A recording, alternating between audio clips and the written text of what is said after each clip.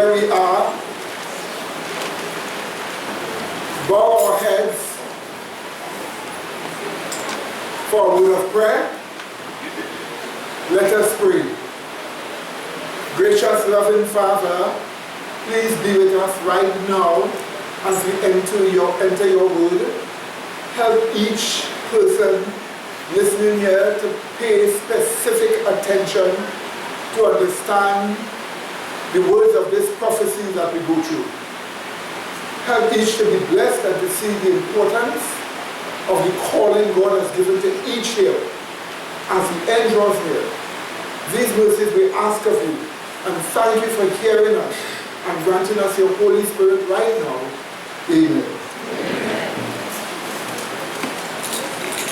Okay, my dear brethren, let me just put the name of our study here one time. Okay, as you see written here on the board, the name tells us that there are people that have an experience that is supposed to be what? Sweet and bitter. So you say the sweet, bitter experience people. This is what we want to look at. And today we want to see that God told only these people to preach the last gospel. So if you have never, if that people never went through a sweet, bitter experience, they have not been told by God to preach anything. Only those who went through a sweet, bitter experience, God told those people, you give the final message. So if your movement, if your people never went through a sweet and bitter experience, they are not qualified because they have no mandate from God. So we want to look at that in the Bible itself, because this Bible is very particular. There are terrible things taking place upon the face of this earth. And these terrible things that are taking place tells us something is going to happen. From Adventist apocalyptic news, we learned that the evangelicals had a meeting with Donald Trump in Trump Towers, and whatever the meeting was about, they came up with an idea that they say have showed them how to convert billions. So they have found a way, they say, to convert billions. We know when that is put in action, trouble is going to happen. For this reason, God has now been expressing his desire that Tuesday, Seventh-day Adventists, the revival of Adventism, be raised up in many different countries of the world. And for that reason, strategic countries are getting people who accept the truth, even as those writings are made available to them. And this is the reason why from Tunisia, Philippines, Switzerland, USA, different places, we are having slowly and surely beachheads being established there to spread the truth. What do you say about it? And don't worry, it will be in Korea soon. People are now looking, though you must remember, some of our tracts have already been translated into many of those languages away where you have large amount of people. We even have our tract translated into Swahili and all. So God is working and is doing something. The point is, this population here is the population that is being made ready to do a great work away. In the small country of Rwanda, the government closed down 700 churches in the capital alone, Kigali. Look at that, the capital alone. 700 churches citing bad health practices. In other words, those church buildings were very dirty. And they closed down 700. This should show you the amount of churches in just the city alone. Kigali. And this is a country that was more pro-Adventist. And Sabbath, when we were preaching here, around 12:30, in Trinidad and Tobago, one bolt of lightning, just one bolt, strike an Adventist church, killing 14 people instantly on the Sabbath day in Rwanda. 2 more died later, bringing the total to 16, with more than 147 injured. One bolt of lightning alone did this. One bolt of lightning. This was terrible. Because how could something like this happen? We're supposed to be Seventh-day Adventists. Surely God will protect his own. Yet, and on the Sabbath day, yet one bolt of lightning killed 16 of them and injured over 147 on the 7th day Sabbath during midday service. This tells us that something is wrong with the church. We know we here ourselves face trouble because the trouble that is accustomed all over the world also applies to us too. But this, on the Sabbath day, we know lightning always symbolizes the wrath of God. What do we say? And yet, on the Sabbath day, the wrath of God killed 14. We ask ourselves, what are they doing? What's going on? Exactly what is going on for something like that to happen? Yes, of course, even down in South here. What is really going on? My dear brethren, the Adventist church in Europe have been decimated, destroyed. We learn from AAN that they are having a lot of services together with the Catholic Church. How disappointing.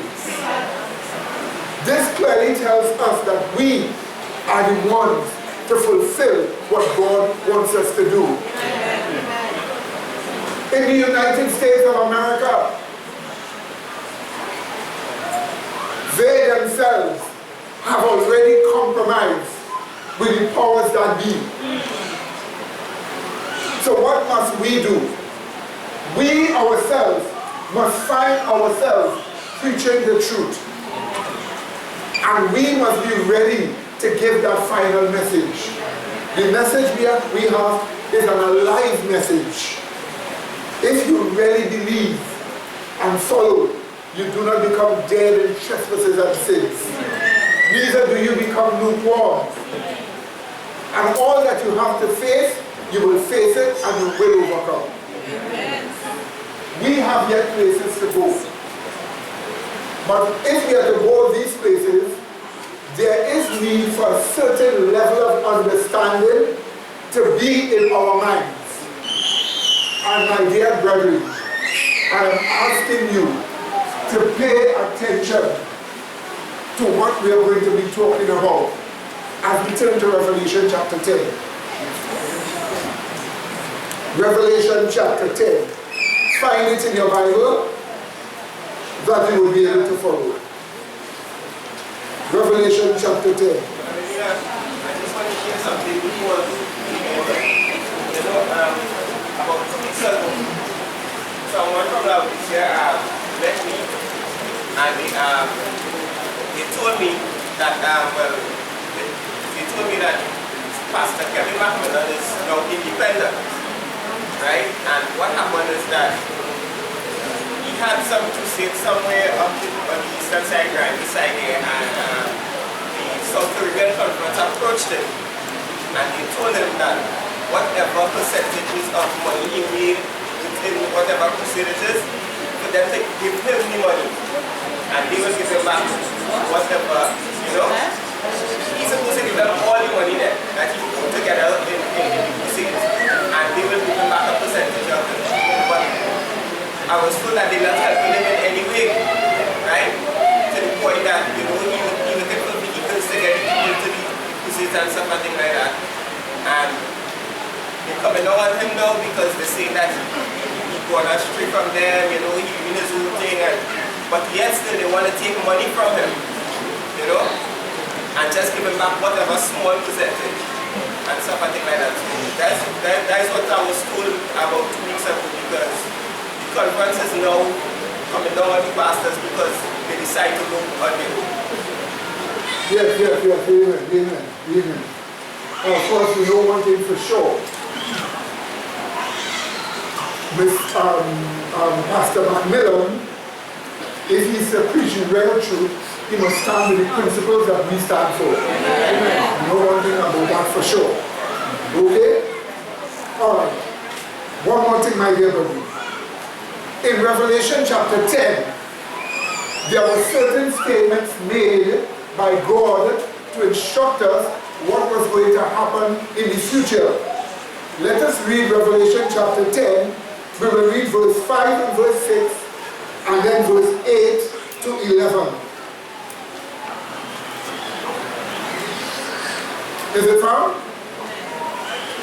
Verse 5 and 6, and then 8 to 11. You will observe that a people that had a sweet and then bitter experience after the longest chronological time had passed, they were the ones instructed by God to preach the final message. Let's read from verse 5. And the angel which I saw stand upon the sea and upon the earth lifted up his hand to heaven and swear by him that liveth forever and ever, who created heaven and the things that are therein, and the earth and the things that therein are, and the sea and the things which are therein, that there should be time no longer. Did you see that? Did you see that? Yes. The word time there is the Greek word chronos. And chronos means chronological time. It doesn't mean just ordinary time, like you say, what time is it? This chronos is chronological time. It gives a period of time in chronology. That's why the word chronos is used here. So we are told that this angel said there will be time no longer, chronological time no longer. Now go to verse 8. And the voice which I heard from heaven spake unto me, John speaking, again, and said, Go and take the little book which is open in the hand of the angel, which standeth upon the sea and upon the earth. And I went unto the angel and said unto him, Give me the little book. And he said unto me, Take it and eat it up, and it shall make thy belly bitter, but it shall make thy mouth sweet as honey. And I took the little book out of the angel's hand and ate it up, and it was in my mouth sweet as honey. And as soon as I had eaten it, my belly was bitter. Did you just see that, my dear brother? So this same person, John, symbolizes the church. And John was made to show that the church must go through a sweet and what? Bitter experience. And then do this, verse 11. And he said unto me, Thou must prophesy again before many what? Peoples and what? Nations and what? Tongues and what? Kings. End of quote. Did you see that? So God is telling John that because John is a symbol of the church who will preach so. So what do we see here? That the people who went through a sweet and bitter experience It is these people that God told to preach again to all the nations of the world. Only after they had this sweet and what? Bitter experience. So the church that faces a sweet and bitter experience, which means to say the experience was very tasty to them, very lovely, but then terribly disappointing. That church is the church that was told to preach the last gospel into all the world. Did you get that, my dear brother?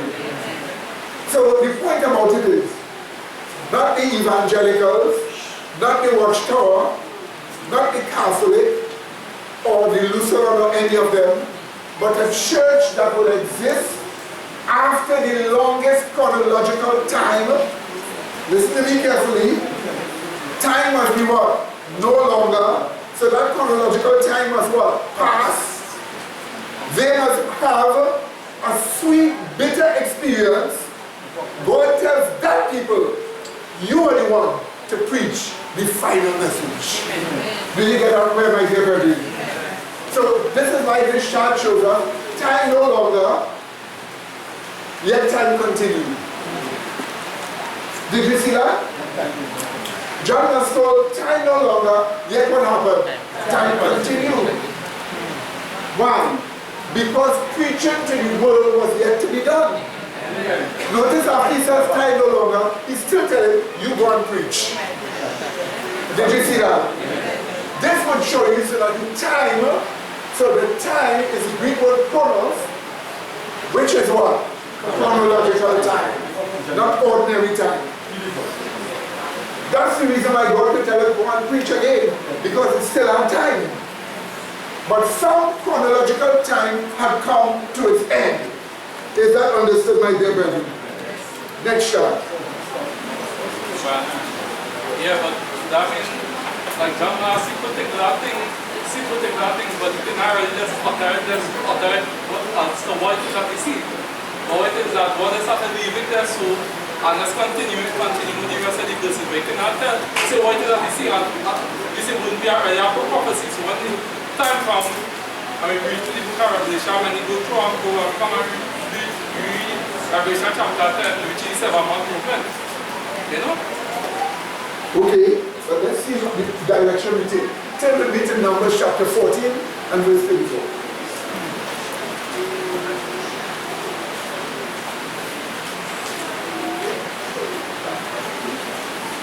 You will see the longest chronological time in your Bible is the 2300 days or years. That's what you will see, the longest chronological time. But look first at number 1454. Is it found? Is it found? Let's read. After the number of the days in which he searched the land, even how much? 40 days. Each day for a year shall you bear your iniquities, even what? 40 years. So we see when prophetic utterances are made and days are used, it symbolizes what? Years. Did you see that? Once it is a prophetic utterance. But you see, this is not something that was invented by Jews. This is something that was used even before the flood. So that average people knew that when they make prophetic utterances, they use a day to mean what? A year. Is that understood? Let me give you an example. Look at Genesis 29:27. Genesis 29:27.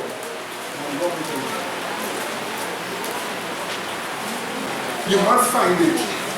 You must read it yourself. Genesis 29:27 and 28. Let's read.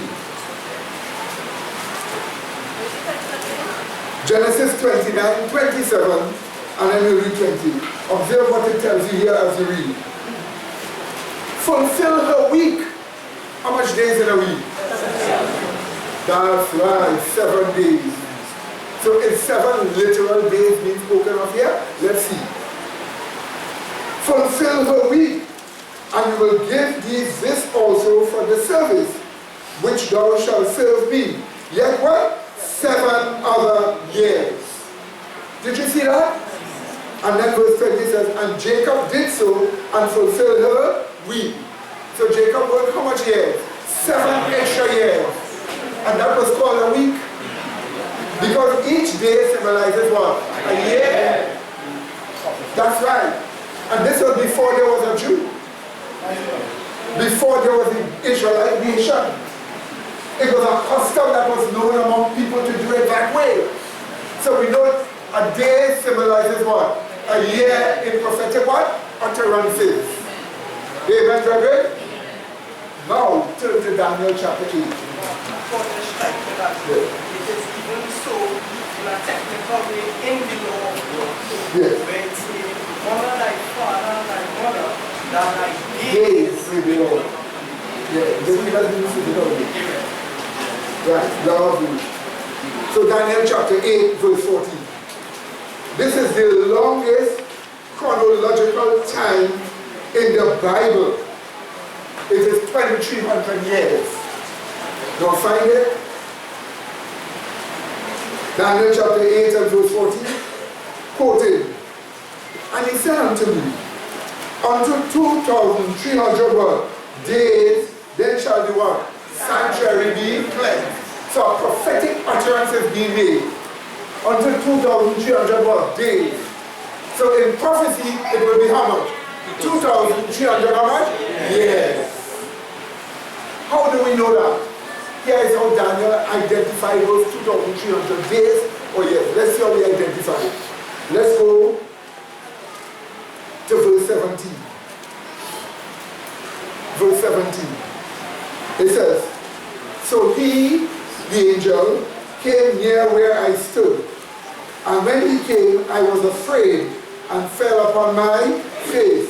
But he said unto me, understand, O son of man, for what? At the time of the end shall be what? Division. Now 2,300 days literally cannot be reaching way down to the time of the end unless it is how much? Yes. Hear what he said? At the time of the end shall be division.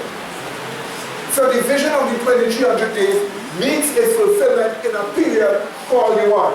Time of the end. Did you see that? But let's not just only look at that. Let's look at another verse here. Let's look at verse 19. And he said, behold, I will make thee know what shall be in the last end of the indignation. For at the time appointed, the end shall be. Did you see that? The last end of the indignation. Indignation in the Bible is the holy wrath of God. The last end of the holy wrath of God is the year of the plagues. Did you see that? So this 2,300 days relates to something that will take place way into the future to Daniel's time. So it could be literally 2,300 days. It has to be years. Let me give you one more example again. Look at verse 26. And the vision of the evening and the morning, or evening and the morning make a day, okay? Amen. So the vision of the evening and the morning is the vision of the 2,300 days. Amen. So read. And the vision of the evening and the morning, which was told, is true.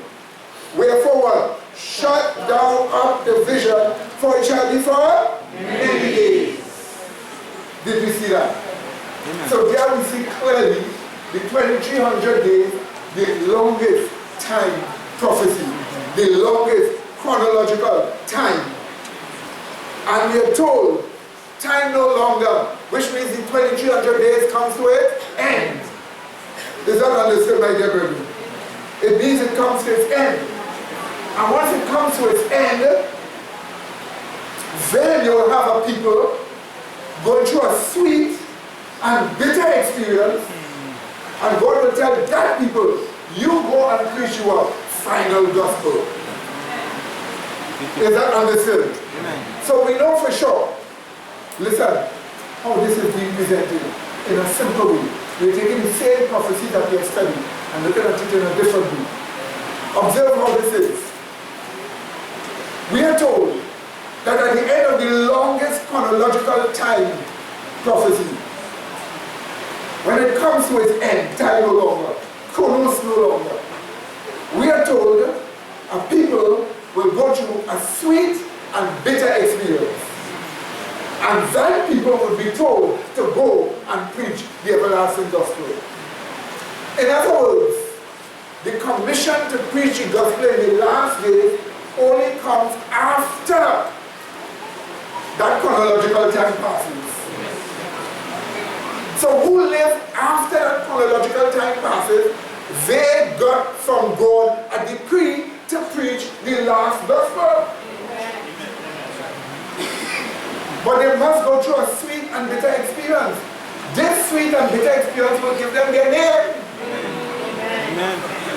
Amen. That's right. It will give them their name. So you must understand, as I have said before to some of you, the early church is prophesied of in the Bible. The Reformation is prophesied in the Bible. Seventh-day Adventism is prophesied of in the Bible. The revival of Seventh-day Adventism is prophesied in the Bible. And this means you are special in the eyes of God. And you must make your calling and election sure. Amen, brethren? You will not call for any mean reason. You will call for a great, great reason.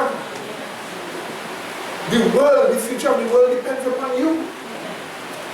And this is the reason why you must take your calling serious. There are some people that do not take their calling serious.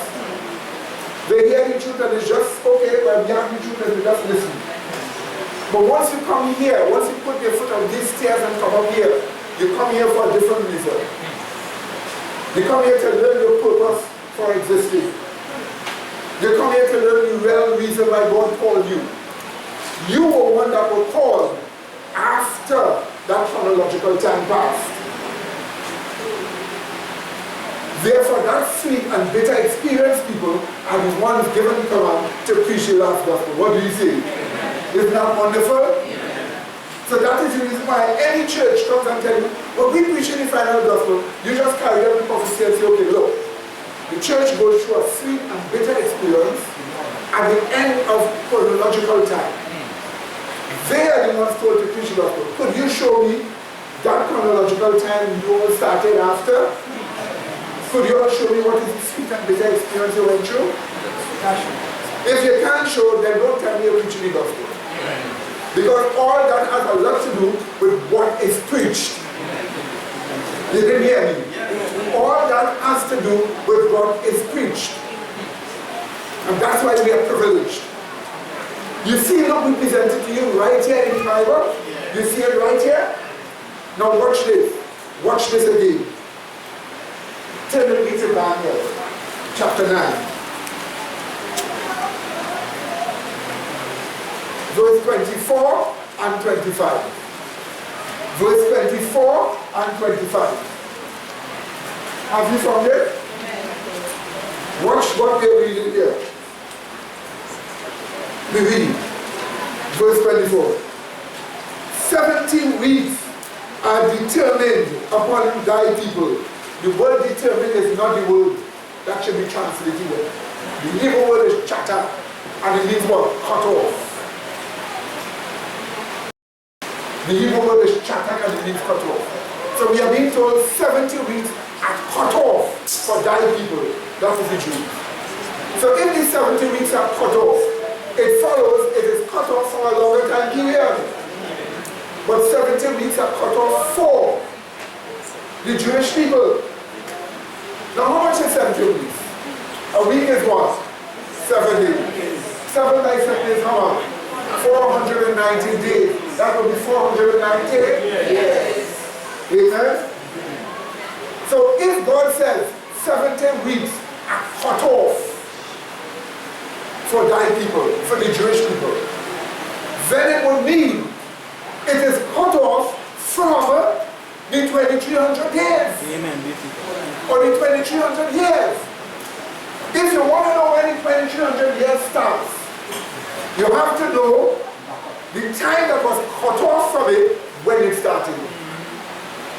Because the time that was cut off from the 2300 years, when that time started, is when the 2300 years started. Okay? Let's read on. Pay attention.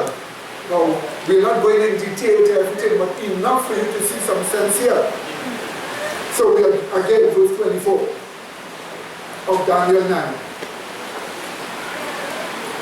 70 weeks are cut off upon thy people and upon the holy city to finish the transgression, to make an end of sins, to bring in reconciliation for iniquity, and to bring in everlasting righteousness, and to seal up the vision and the prophecy, and to anoint the most holy.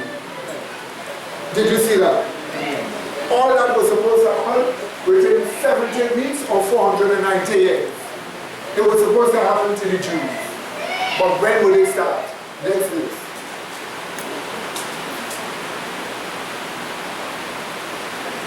Is it from? Is it from, brother? Yes. Right, so the next verse. We read verse 25. Know therefore and understand that from the going forth of the commandment to restore and to build Jerusalem unto the Messiah the Prince shall be 7 weeks and 60 weeks. Stop right there. 2 weeks. But observe, from the going forth of the commandment to what? Restore and build Jerusalem. That's when it starts. So let's see if you can find that commandment anywhere in the Bible to restore and to build Jerusalem, that we will start checking the 2300 years from there. Ezra 7. Amen. Ezra 7.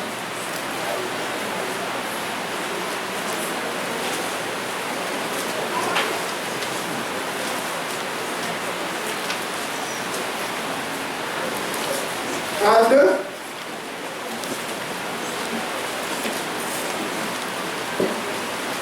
we will read from verse 6 to verse 14 and then verse 21.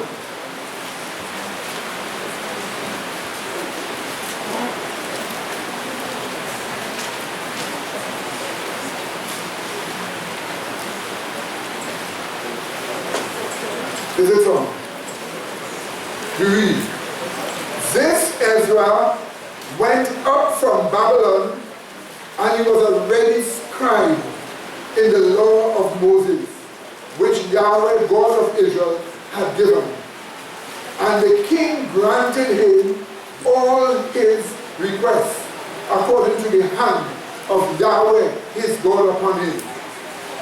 And there went up some of the children of Israel, and of the priests, and the Levites, and the singers, and the porters, and the Nethinims, unto Jerusalem in the 7th year of Artaxerxes the king. And he came to Jerusalem in the what? 5th month. That will be July, August, the autumn. What month? The 5th month. July, August. Came he to Jerusalem, according to the good hand of his God upon him. For Ezra had prepared his heart to seek the law of Yahweh, and to do it, and to teach in Israel statutes and judgment. Did you see that? So, from the first day of the 1st month, he left. In the 7th year of Artaxerxes, he left to go to Jerusalem. By the 5th month, which was July, August, the autumn, he reached Jerusalem. But he reached Jerusalem with a decree he got from Artaxerxes Longimanus. You must remember that Judah at that time had been captured by the Babylonians more than 70 years before. And that the Jews were removed and carried into Babylon. So now Jerusalem and Judea is being restored. Jews are going back. But Jerusalem and Judea needs to be restored as a semi-autonomous state. So Ezra had spoken to Artaxerxes, the king. And in the 7th year of the king, he told Ezra, okay, go back up and I will write a decree, which is the commandment or the command. And he gave him a whole set of provisions to re-establish Jerusalem and Judea as a semi-autonomous state ruled only by the king of Persia, but having a level of independence. And so we have been told he reached there in the autumn of the 7th year of Artaxerxes. All sources will tell you, all independent historical sources will tell you, the 7th year of Artaxerxes was the year what? 457 before Christ's birth. That was the year.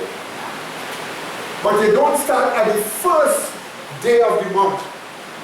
You have to start on the 5th month, which is in the autumn.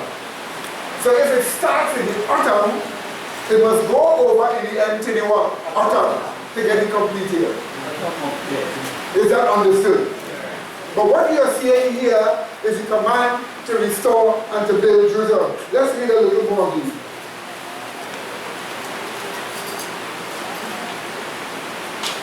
Go to verse 11. Just go to verse 11. Now this is the copy of the letter that the king Artaxerxes gave unto Ezra the priest, the scribe, even the scribe of the words of the commandments of Yahweh and of his statutes to Israel. Artaxerxes unto Ezra the priest, a scribe of the law of the God of heaven. Perfect peace, and at such a time I make a decree that all they of the people of Israel and of his priests and Levites in my realm, which are minded of their own free will to go up to Jerusalem, go with thee. For as much as thou art sent of the king and of his 7 counselors to inquire concerning Judah and Jerusalem, according to the law of thy God, which is in thy hand. Did you see that? So this was the decree made by Artaxerxes. But the thing about this whole thing, my dear brethren, is this. In this decree that was made by Artaxerxes, he even gave Ezra the authority to establish back judges, to penalize people, to collect taxes. In other words, Jerusalem and Judah will be a semi-autonomous nation under Artaxerxes, having the power to collect taxes, to penalize people, to make laws, to execute laws in those areas. So it will no longer be Persia doing it, but it will now be the Jews doing it in their own area, having a decree written by whom? Artaxerxes. So that is the command to restore and to build Jerusalem. It was made in the autumn of it was made in 457 BCE, but read out legally to the people in the autumn of 457 BCE, 5 months later, when Ezra reached the area of there. So when he reached there, he read the decree out.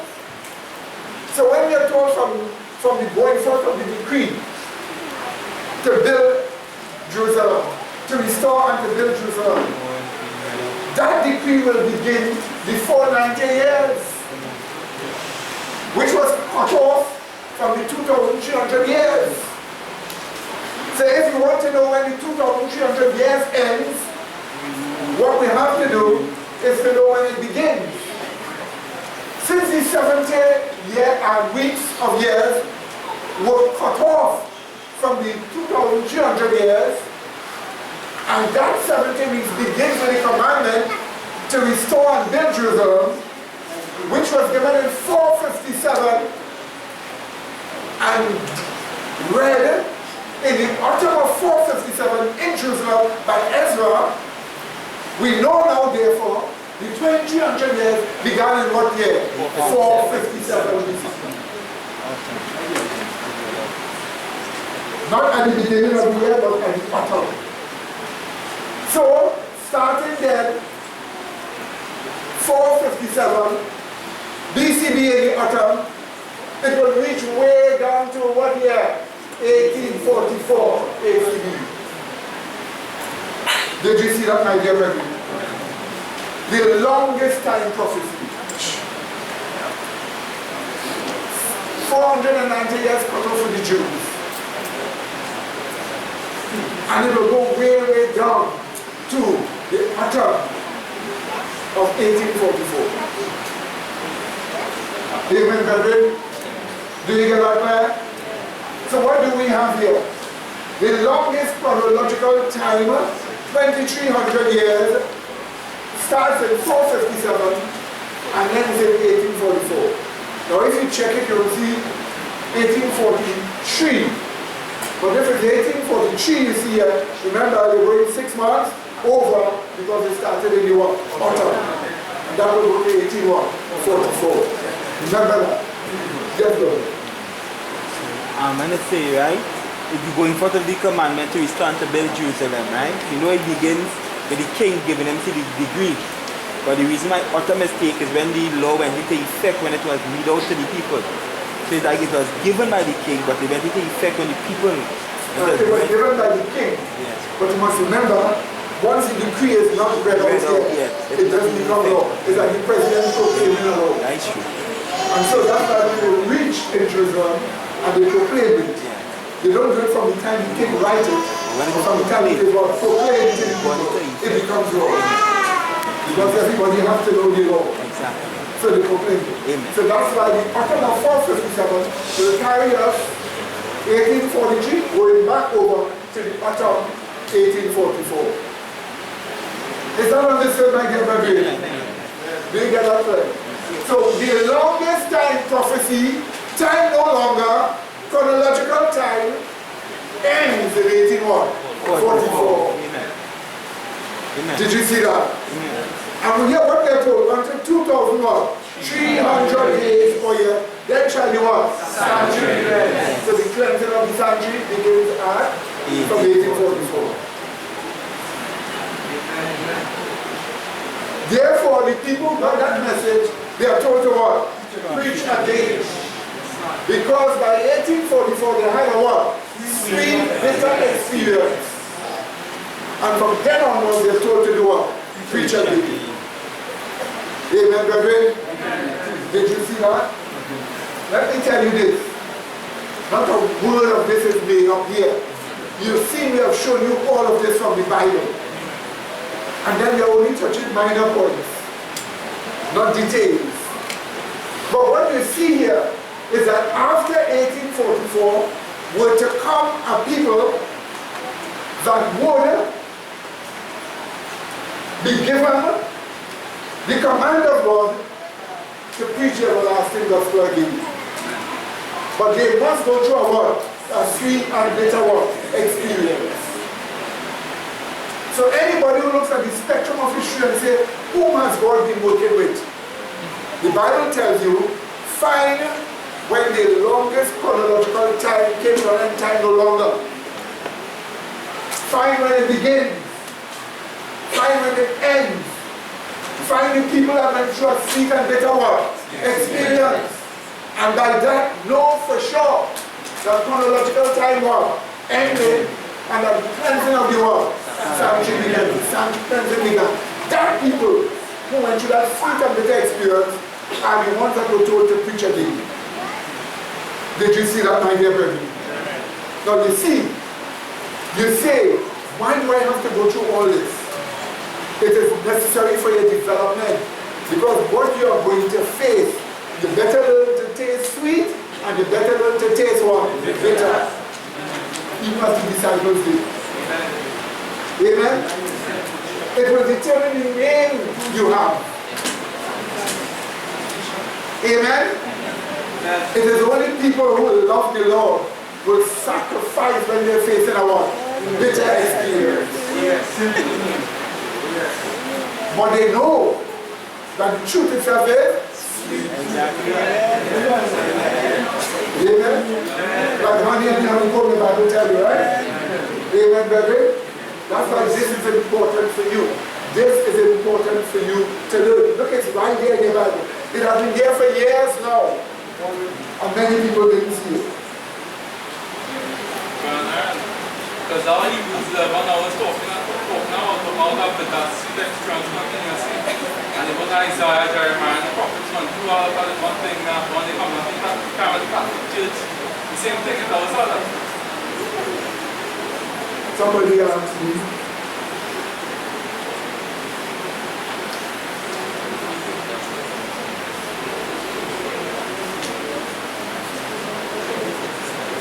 then they said, how 1844 add up? So after 490 years ago, they get 1810. Right? That's what they tell me. So you want to know how it adds up.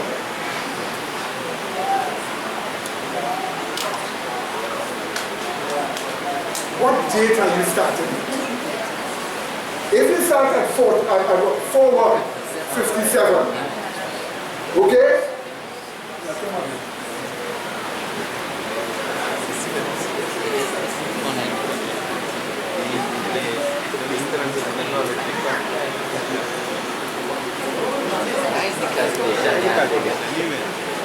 Because 457 before Christ's birth, you'll have to check the whole world. 457 of one set of years. Is that understood? Alright? So you're starting at the day 457. Okay? Because if you take this 490 at 457, 490, 457, you will reach your what? 34 ACD. So this is what you're looking at here. This is the day to check in here. And when you check that, 457 passes, how much more do you have remaining? Let's try. Okay. What do we have here? What do we have here? 4.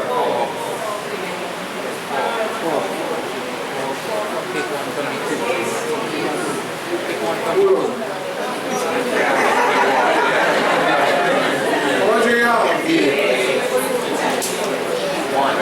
What do you have? 1. So how much do you have? 84. So if you start at the bottom, then it will go to 1. 84. That's all you need. Okay? So remember, not this. But if you check this, you will reach the 34 ACD. That's why that date was put there for you to see. Is that understood? So if you add it to the bubble, you're not back to the... Yeah, if you add the 34 there, you will get it.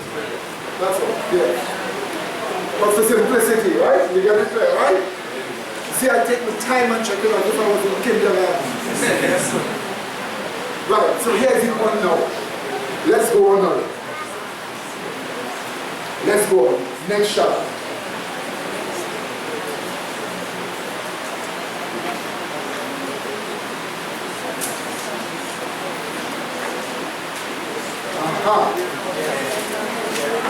This is the same thing, but just little additional more details. Okay? Just a little additional detail. Okay? These are prophecies for you to preach before kings. To convince them. You may tell yourself, oh, I'm not a bright person. This wasn't given for a bright person. This was given for a person who depends on the Holy Spirit. Amen. All you have to do is go over it over and over again, and it becomes normal for you. Amen. Okay, my dear brethren? Amen. Now watch this. Your Bible also tells you that at the end of chronological time, the mystery of God was to be finished. The mystery of God that was dominated over and obscured for 1,260 years, that mystery of God will be finished. The word finished is completed, made up. So we have to look at the longest time prophecy, coming way down, and find that a sweet, bitter experience people exist, and the final part of the gospel is restored. So something happens here that causes the final part of the gospel to be restored. Because the gospel was obscured over the years. Let's look at some scriptures. Revelation chapter 10, again, and we're looking at verse 6 and verse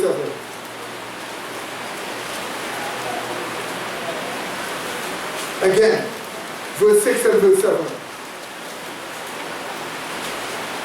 Here is what we're told.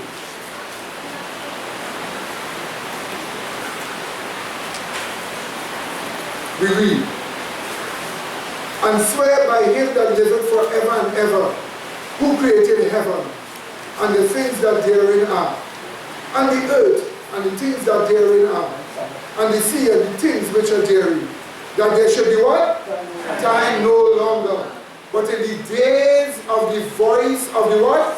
Seventh angel, when he shall begin to what? Sound the what? Mystery of God should be finished, as he had what? Declared to his servants, the prophets. So we have to look for the mystery of God being what? Finished. The word finished here means completed. Like if you finish making bread, it doesn't mean you destroy the bread. You complete the bread. It's there now. You have the whole product. It's the same way the word finished is used here.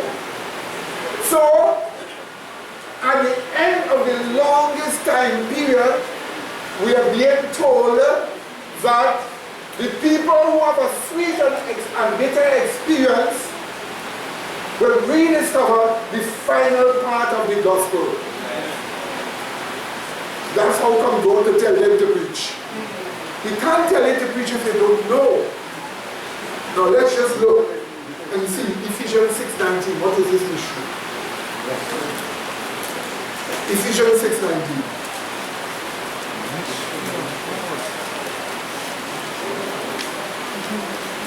We're told, I quote,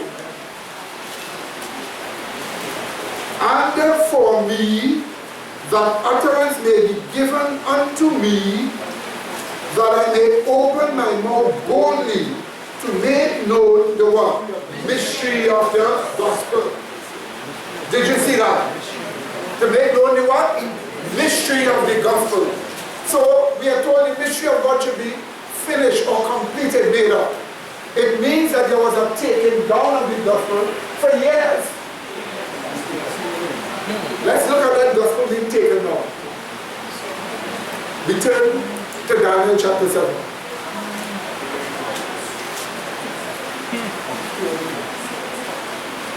And let's look at verse 25 and 26. Verse 25 and 26.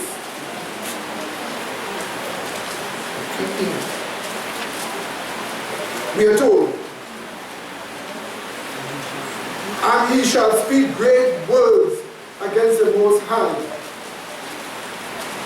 and shall wear out the saints of the Most High, and think to change what? Times and laws. The only times and laws they have in the Bible is the Sabbath. But the Bible says he will think to change what? Times and laws. And they, that is the saints, shall be given into his hand until a time and what else? Times and what else? Dividing of time. But the judgment shall sit, and they shall what? Take away his dominion to consume and to destroy unto the end. Now we know times is a year, times are 2 years, half a time is half a year. That boils down to 1,260 years. So 1,260 years, there was a domineering obscurity over the gospel. And it caused the gospel to be lost. However, we are told in other parts of Daniel that the Protestant Reformation would begin the restoration of the gospel. The Protestant Reformation began in what year? 1517 after Christ's birth, with the doctrine of justification by faith. And so the gospel began to come back. But it was not fully back until the longest time prophecy, Chronos, came to its end. Time no longer. The mystery of God should be what? Completed. Finished, completed, made up. So the full gospel. So you know some people call themselves full gospel church. Hey, full gospel only belongs to those who are sweet and what? Better experience. But the full gospel comes back after that chronological time in 1844. That's the reason why after 1844 the full gospel came back. So you say, brother, but you know, what are you talking about? In this study here, we prove what is the full gospel. In this study here, we show you how only those who had that sweet, bitter experience after 1844 discover the final part of the gospel, knows the real gospel. The other churches have a false account of it. We can prove it. We can prove it. Ask any evangelical, did God forgive you of your sins? He will say, yes, God forgive me of my sins. He put the penalty on Jesus. Wait a minute. There you go again. So to you, forgiveness is somebody else's penalty in your place? Yet the Bible says that you are under condemnation. The whole world should have been freedom, because Jesus got the penalty already. You see, they naturally will preach a false gospel because they do not understand the final part of the gospel, which we will show you. Are you listening to what we are saying here? Watch this, right, sister?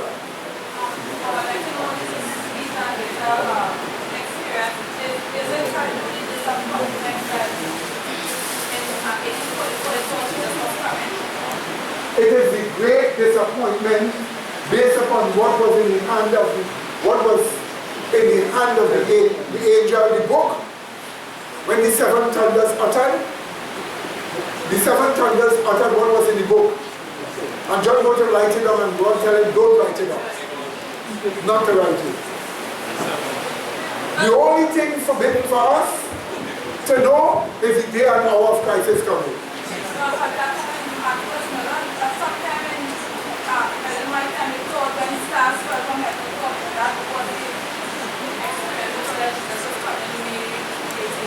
That's part of it. That's close to the time. That was in 1833. This is 1844. Now watch. The only thing forbidden to be for us is knowing the day and hour of his coming. Jesus didn't say no man will ever know. He said no man know it. Present tense. Amen. So the point about it is, this was forbidden to be known. So that's why John was told, don't write it. But whatever it was about the coming of Christ, it was sweet. Because you love it, don't you? Yes. And you're not going to run when he comes, will you? Your love is coming in. Amen? It's sweet for you, right? Amen. But then he didn't come.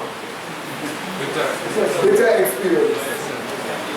So they took the name Adventist, meaning from henceforth we're going to be looking for the coming of Christ. Did you get that clear, my dear brethren? Did you get that clear?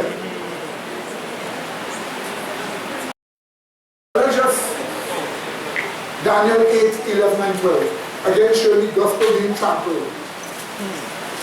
Daniel 8, 11 and 12. The same Paul, here is what it does. Yea, he magnified himself even to the prince of the host. And from him, that is the Greek text, the Hebrew text, the daily was taken away, and the place of his sanctuary was cast down. And then we go to verse 12. And a host was given him against the daily by reason of transgression. And it cast down what? The truth to the ground, and it what? Practice and prosper. So again, the truth being trampled. The daily here is the ministry of Christ in the heavenly sanctuary. The daily ministry of Christ. That was taken away from him. So there was a new Christ on earth. The Antichrist. Who people were looking to. The very place of the heavenly sanctuary was taken away. I actually have a picture of what the Catholic Church called the sanctuary. An altar on the earth. So they divert people's mind from the sanctuary that is where? In heaven. It casts down the truth to the ground. It practices and prospers. But we are told that at the end of the longest chronological time, where you have a sweet and bitter experience, people, mystery of God should be completed. The final part of the what? Gospel is restored. So now that they have it, they could go and do what? Preach it. Next chart. This shows you what this chart means now. Now you can understand what this chart means.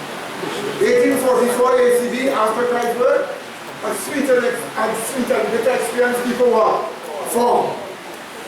Then what happened? Chronological time ends. What happened? Sanctuary cleansing begins, which is the judgment shall sit, and they shall take away the obedience. And then the final part of the gospel is what?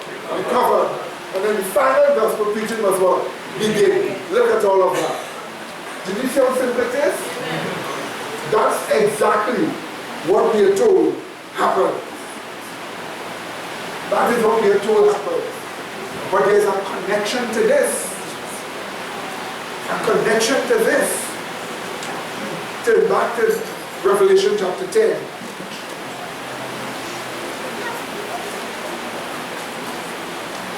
Six and 7. Again. Remember, we are going through it, that you will get familiar with it, right? Go back again. Revelation chapter 10, 6 and 7 again. We go back again. And swear by him that liveth forever and ever, who created heaven and the things that therein are, and the earth and the things that therein are, and the sea and the things which are therein, that there should be what? Time no longer, chronos no longer. But in the days of the voice of the what? Seven angels, when it shall begin to what? Sound what? The mystery of God should be finished, which he had what? Declared to his servants, the prophets. It tells us, next chapter, it tells us what you just read here. It tells us in the days of the voice of the what? Seven angels, when the trumpet what? Sounds. If we could only find this seven angels sounding this trumpet in the Bible, we can see what happens when he does it. Amen? You see how we're taking it step by step? So, 1845 is the longest chronological time the earth comes to an end. The seven angels sounds his trumpet. The gospel mystery is completely made up. But we are told in the days of the voice of the seven angels, when he shall begin to sound, the mystery of God should be what? Finished. Gospel mystery completely made up. If we could only find this seven angels sounding his trumpet and look and see what happens, then we would know exactly when he sounded his trumpet. If we could find out what happened. Remember Revelation, here the name of it is what? Revelation, not hiding. Revelation. So you're supposed to know, amen? So we're looking for Revelation. Let's go on and see. Let's see if we can find the seven angels sounding his trumpet. Revelation 11. 16 to 18. Yes,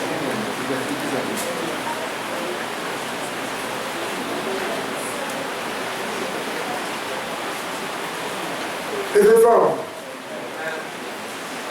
Let's read now. Pay attention. You're reading this here. For some of you, it's the first time you're seeing this. Pay attention. Here's what it says. Is it wrong? And the seventh angel sounded. Did you see that? Amen. That's where he sounds. So we could know what happened. Because we are told in the days of the voice of the seventh angel, when we shall begin to sound, the mystery of God will be made up, completed. So here we find the seventh angel sounding. Let's see what happens. And the seventh angel sounded. And there were great voices in heaven saying, the kingdoms of this world are become the kingdoms of our Lord and of his Christ. And he shall reign forever and ever. And the 24 elders, which sat before God on their seats, fell upon their faces and what? Worshipped God, saying, we give thee thanks, O Lord God Almighty, which art and was and art to come. So he didn't come as yet, because thou hast taken to thee thy great power and as what? Reign. Stop right there for a while. So when the seventh angel sounded his trumpet, pronouncements were made that he is just about to come and he has taken power and he's just about to come and reign. That's what we are told. So when the seven angels sound, angels in heaven make that pronouncement. The beings in heaven and the church makes that pronouncement. And then they're told exactly what happens when they make that pronouncement. We're told exactly what happens. Let's see what happens. Verse 18. And the nations were angry, and thy wrath is come, and the time of the dead, that they should be judged, and that thou shouldest give reward unto thy servants the prophets, and to the saints, and to them that fear thy name, small and great, and shouldest what? Destroy them that destroy the earth. Did you just see that? Next shot. Did you just see that? In other words, a pronouncement is made telling us also that it is time for the wrath of God to come. The Bible identifies the wrath of God as the seven last plagues. It's just about to come. So the judgment began. That's what we are being told. A judgment began. That's what we are being told. And the saints are supposed to get rewards for that judgment. So when the seven angels sounded the trumpet, at the end of chronological time, 1844, the end of chronological time, when the seven angels sounded the trumpet, the judgment upon the saints, starting with the dead, begins. That's what you saw. But why is it the saints giving reward to the saints? Because the Bible tells you the first judgment comes upon the church. Look at 1 Peter chapter 4 verse 17.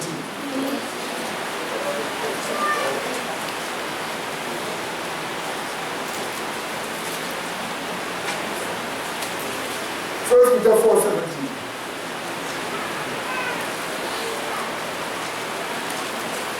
We read, for the time is come that the judgment must begin at the house of God. And if it first begin at us, what shall be the end of them that what? Obey not the gospel of God. Did you see that? So the judgment must first begin at the church. Did you see that? Are you beginning to learn the science of salvation now? Are you beginning to learn the step by step what happened? The seven angels sound this trumpet. The judgment starts upon the dead. to give reward to the saints and to them that fear thy name. Why the saints? Because the judgment begins at the house of God first. So it means that judgment started on the house of God. Let's get this clear now. Let's collect this now. Let's get this clear. 1844, the end of the longest chronological time. A sweet, bitter experience people created. They are told to preach the last gospel. At that time, they recover the last part of the gospel. The sanctuary begins to be cleansed. And judgment begins. The seventh angel sounds a trumpet. And judgment begins upon the church. And God started to give rewards to the dead saints. Because the judgment started with the dead and will come to the living. You're alive. It's going to come to us soon. But this tells us that any evangelical that tell you, oh, as soon as you die, you go before the white throne judgment. That way they say that Peter went before the white throne judgment when he died, Paul too. No, they have to wait until the judgment starts. When the seventh angel begins to sound a trumpet, and the mystery of God is what? Completed. And at the end of the period called time no longer. That's when the judgment started. The longest chronological time period. You see, whether they like it or not, none of them can quote any scripture anywhere in the Bible, from Genesis to Revelation, to show about the judgment, except they say exactly what we say. Amen. That's right. Amen. Only what we say, because it is the truth. Amen. You saw it for yourself in the Bible. I didn't make it up. The judgment began.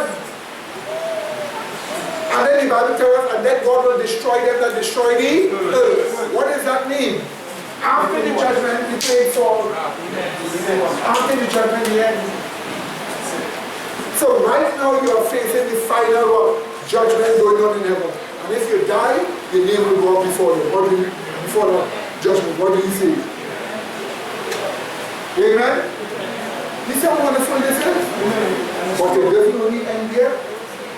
Next chapter.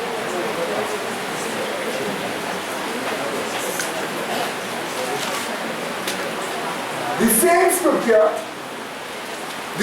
scripture that tells us when the seventh angel sounds his trumpet, tells us where the judgment takes place. Amen. And gives us a peek at the standard of the judgment. That's the reason why God could tell that people, okay, say, look, you're going to preach. They get the final gospel. They get everything. You're going to preach. That's why God can tell, because the gospel is made up. Let's read again, Revelation chapter 11. We read verse 15, then we'll go to verse 18, and then verse 19.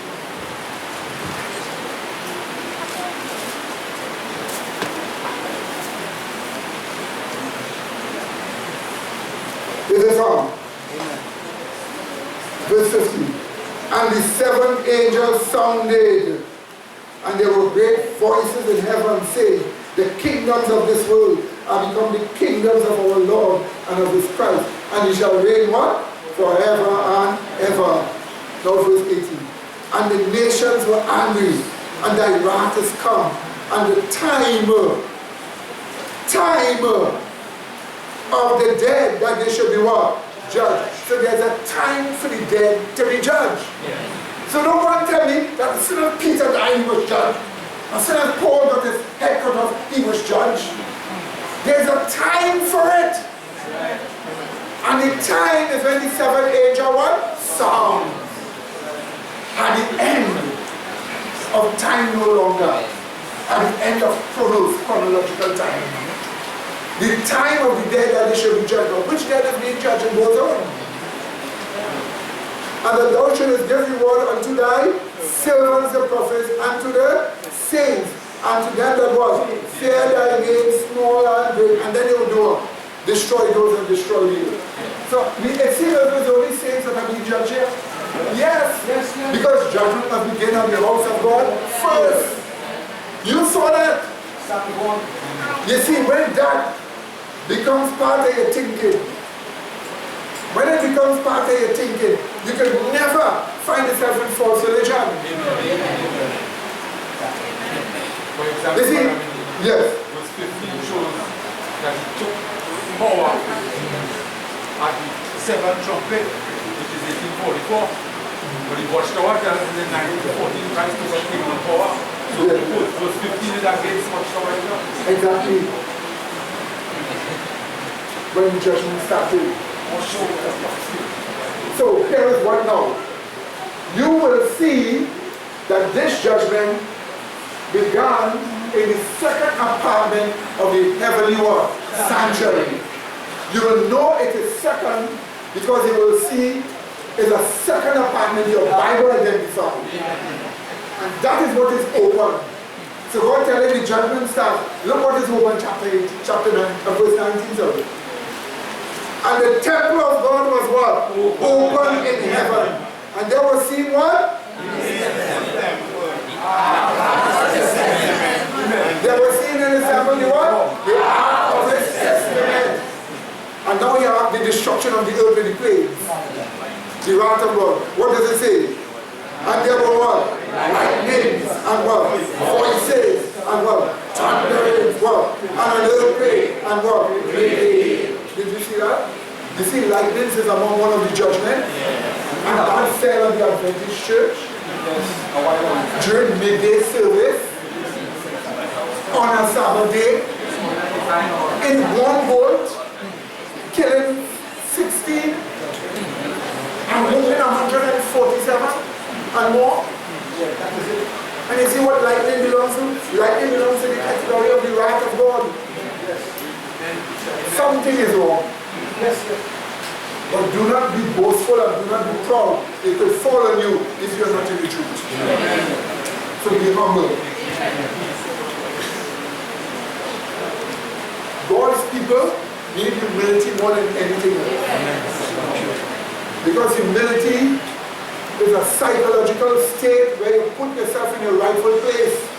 You're not God's with God. What did he say? You are dependent. He is independent. What did he say? And you depend on the independent. That's what humility puts in your mind. Now going on. So we saw where the judgment takes place. And the temple of God was open in heaven. And they were seen in the temple the ark of his what? Testament. This is called the ark. This box here is called the ark. The word testament is an old English word for testimony. So this is called the ark of his testament or the ark of his testimony. What is called the testimony? Exodus 31. 18. Exodus 31. 18. You notice I didn't make up anything here? Everything you've seen it where? In your Bible. That direction and structure of study is from God. That's how we can see this. Now watch this. Watch this carefully. Again, 31:18. And he gave unto whom? Moses, when he had made an end of communion with him upon Mount Sinai, 2 tables of testimony, tables of stone, written in the finger, with the finger of God. And remember Moses later on said he put them in the ark, eh? Remember Moses said he put them in the ark. So we know there were the 2 tables of testimony were here. So when the second apartment was open, there was seen the ark with his testament or the law. So in other words, when the 7 angels sound the trumpet, it tells us, look, the judgment starts on the church of God. Look where it is taking place. Look, what is the standard of the judgment? You see the ark with the law. And the law is the standard of the judgment. That's what you were told. So it is such people you could tell, go and preach again. You didn't see that one. Let's see that the ark was in the second apartment. I'm going to show you the word second. I want to show you the word second. To show you what second means apartment. Because in those days, they said take curtain to block off a room. Okay? So let's look at Hebrews chapter 9.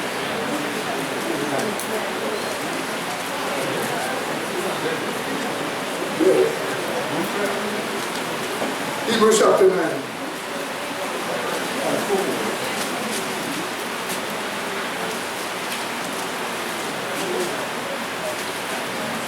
We read from verse 1 to 3.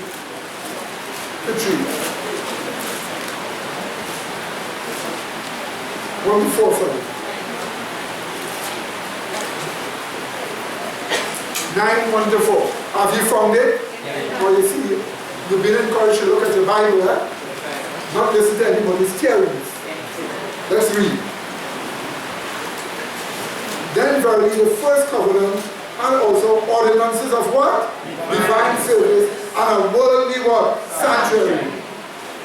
For there was a tabernacle made, the first, you see the word first here? Yes. Where it was the what? Candlestick and what? The table and what? The showbread, which is called what? The sanctuary. Wrong translation. The word here is tahegya, which is called the holies. Okay?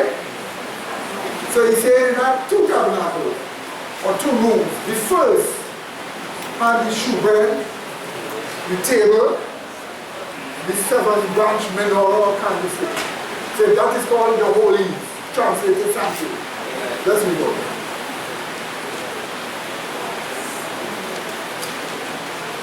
And after the what? Second veil. Hold on.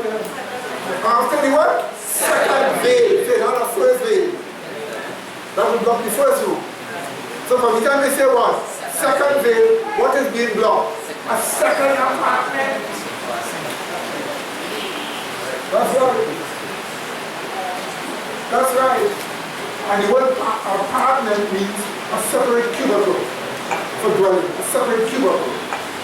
There is a second apartment, a second cubicle for dwelling.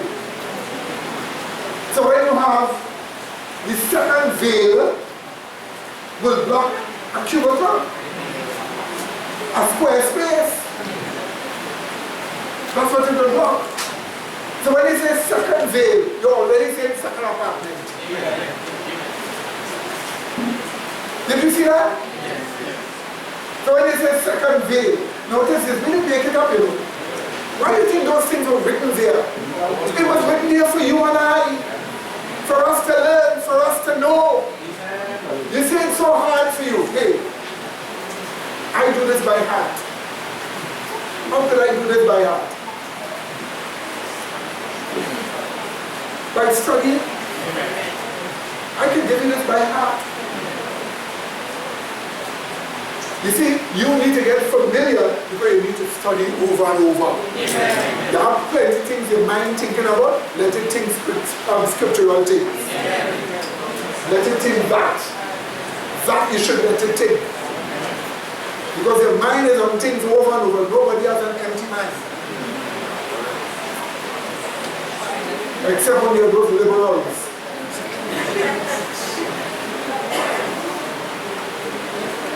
But then, let your mind think truth. What do you say? Over and over to learn it. Your value is the truths that you have. Let me tell you, the value is not your looks nor your physical wealth. Your value is the truths that you have. Because those truths are portions of the character of Christ that was given to you, making you of value. Like me, I am nothing, absolutely nothing. I am not worth a penny. But the truth of Christ is the priceless thing that we supposed to have. What do you say? Do you get that point, my children? That's what you're supposed to have.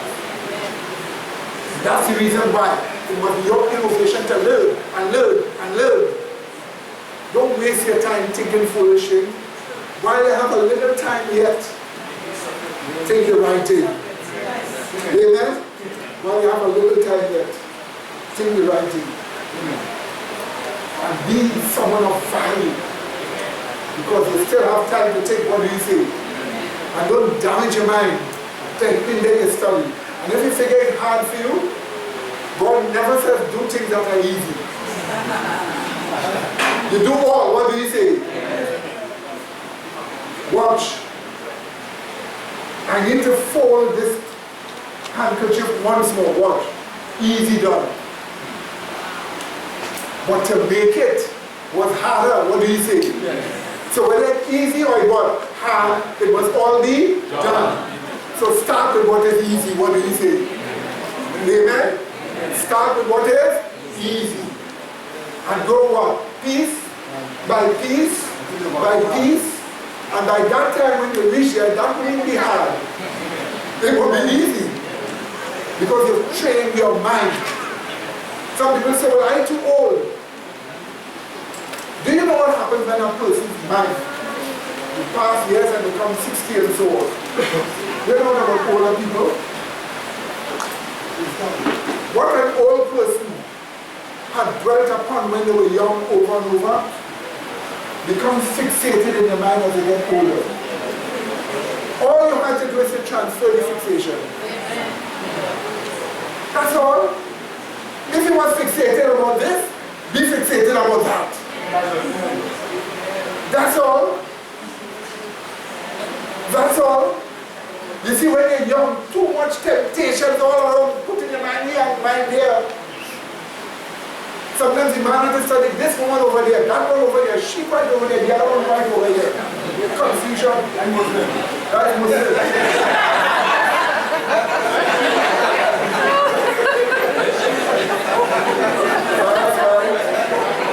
Perfectly well said.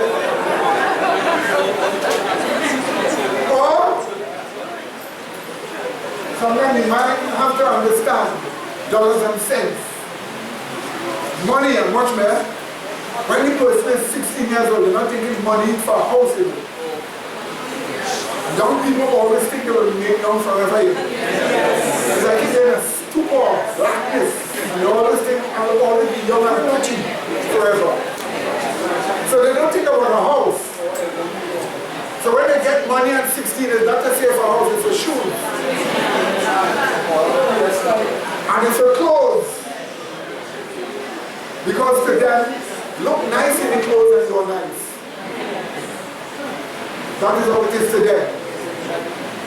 And they spend time like a little bump, which is very more bad for your hips. And they spend money on perfume, which is only a cent for a while. That's what they spend money for. After they start to get old and they recognize that, but when I say old, after they pass their 30s, and they recognize they need to settle down, they can't stay in their parents' house, they need to separate because nobody's accepting them here, and then two persons want to be private, so they need their own house. That's when they begin to think, oh, where do I get, what do I do now? Get the money and put it for a house. Sometimes they play all around, but you don't have some people 60 years old and they still do the same wrong. That's right. So you see, that is the reason why when you reach a certain age, your mind naturally becomes tunnel-like in your vision. That's why they say it's harder to research people, because the mind becomes fixated. But then take your fixation and fix it on the right thing, which your Holy Spirit will push. And you will see as an old person, you're learning faster than you would have learned when you were younger. You will learn faster. So stop the complaints. Forget the complaints and start doing something. What do you say? Amen. Is that understand? You understand what I'm saying? Yes. That's why responsible people learn to think and formulate plans based upon what they understand. But if you understand the truth and you formulate plans based on that, you've done better. Is that understood?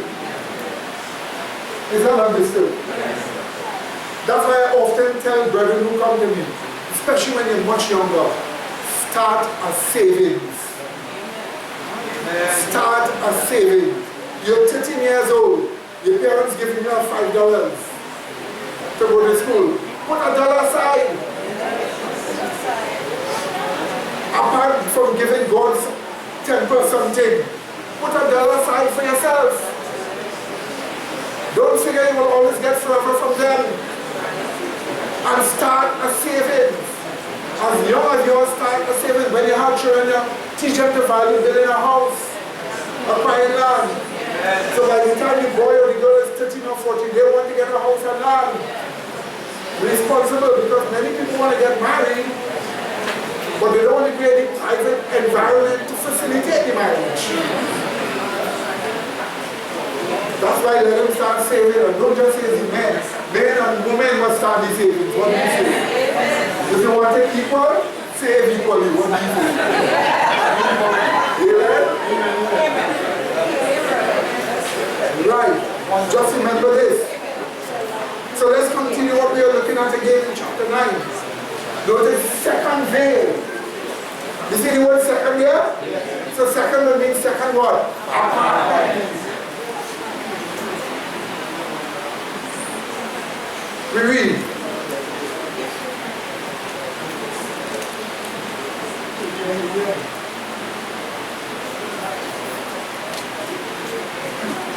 We read.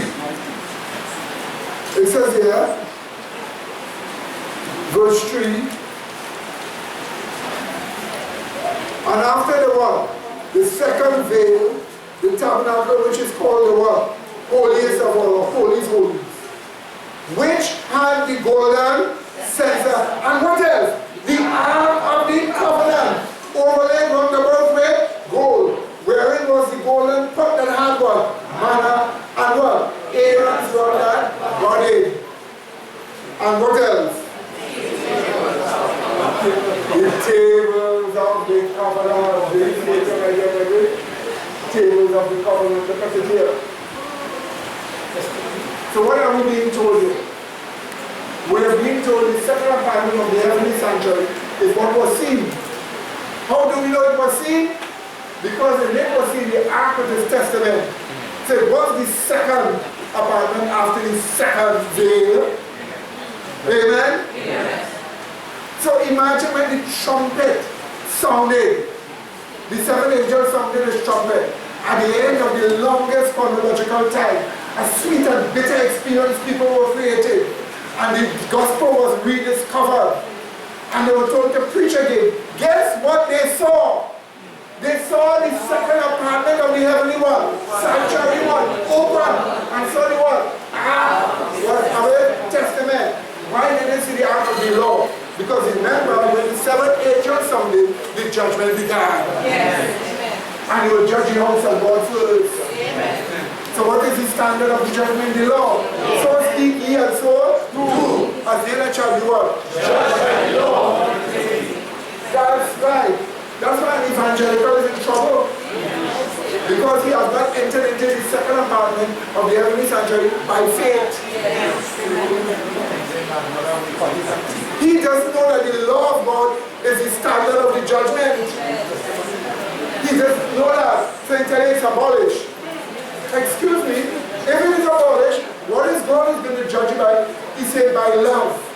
But the Bible said love replaces law. He said love is the word. You can't fulfill what is abolished. If you abolish it. You understand? If they used to have sabbaticals and they abolish the sabbatical, they can't look for a sabbatical. You can't fulfill that which is what? Abolished. So you can only fulfill it because it is there. What do you say? And that's the reason why you have to keep the law. Did you see that, my dear brethren? Did you see that, my dear brethren?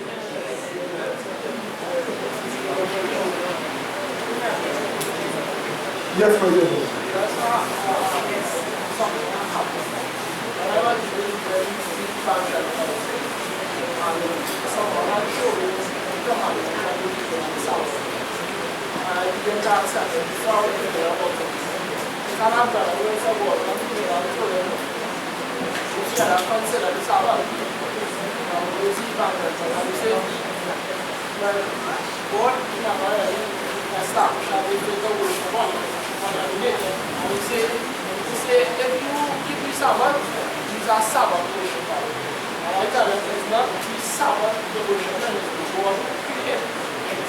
At that time I didn't really know much about it, but now I just see the Sabbath is all thing.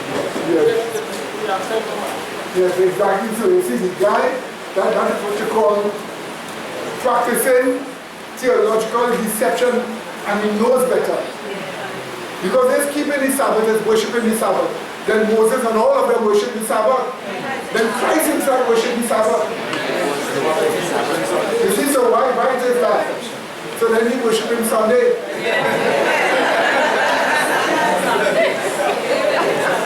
And since Yahweh gave the Sabbath, and by worshiping the Sabbath, we worship Yahweh. The Pope gave the Sunday, by worshiping Sunday, worshiping the Pope. You understand? And they're appearing as if he's honest and practicing deception. That's how they are. But fear not, I have met them over and over and over again. You are under testing when you face these things, but the testing is only for a while. The test will become higher afterward. After a while. Quickly, you'll have to do one more and then stop. One more chapter.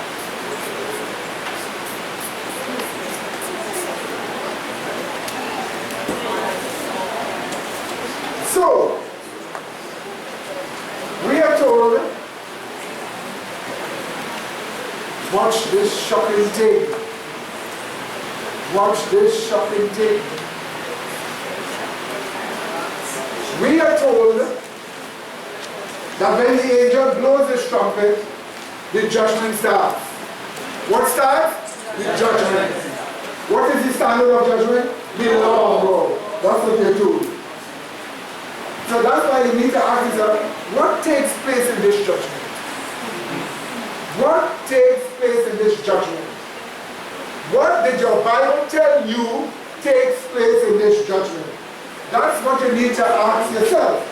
Now when you ask yourself what takes place in this judgment, you will come upon a shocking realization. You will say, I didn't know that. That's what you will say. So this judgment started.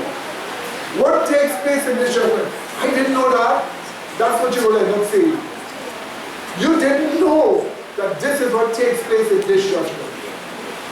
So, we put some scriptures together, 3 scriptures, to give you a better appreciation as to what takes place in judgment. Now we know we are judged by the what? Law of God. In the judgment we are what? Judged by the law of God. But the Bible shows you in this judgment, the past sins of the saints are hidden or blotted out. You say, what? I thought all my past sins were forgiven before.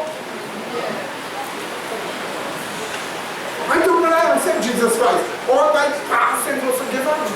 Have you ever asked yourself, what does a past sin mean forgiven? Huh? Ever asked yourself that?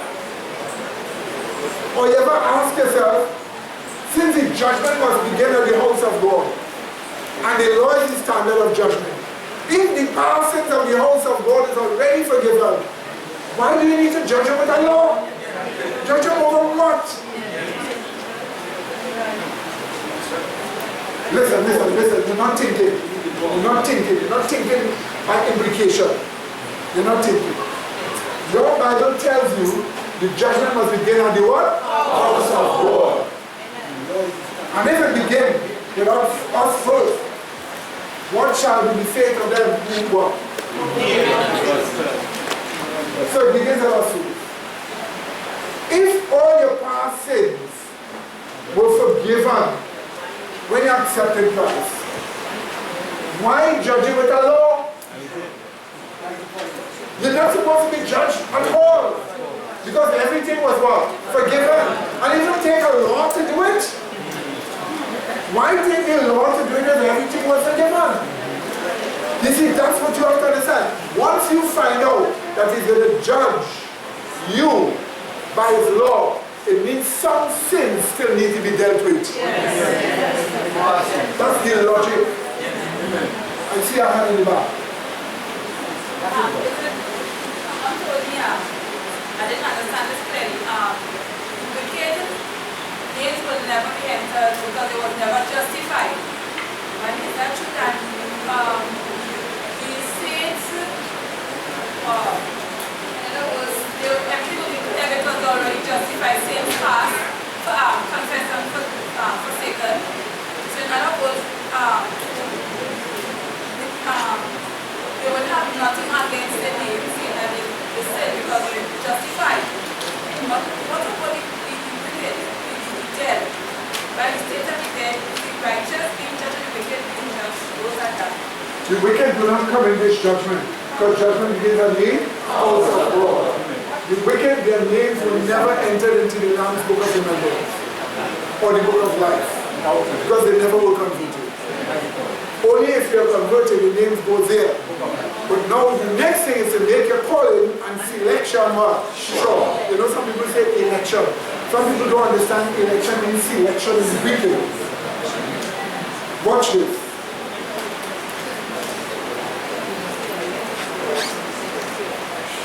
I have to visit your paper. If you tell me elect one, you're telling me select one. When God calls you, you come. There's a time when he must what? Select you as a special. That's the judgment. So making a calling and what? Selection sure means facing the judgment. That's what it means. But here is what your Bible show you. Watch this. I want you to pay attention. Since there is a judgment and you're judged by the law, it means sins are being judged. Amen? Amen. That is what it means. So if God forgives all your past sins, everything, there's no need for judgment. There's no need for law and to judge by law. You see, my dear people, you have to understand, not all your sins are forgiven. Some are not yet forgiven. This is what your Bible shows you. Watch it here. Past sins of the saints are hidden in the judgment. You want to see it? You want to see it in the Bible? 1 John. Let's start with 1 John. Chapter 4, 16 and 17. 1 John chapter 4, 16 and 17.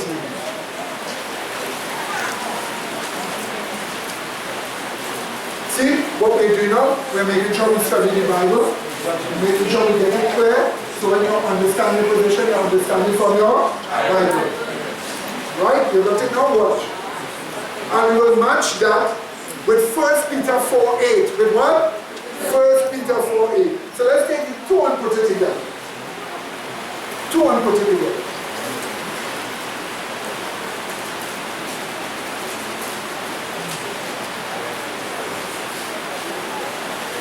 This is all.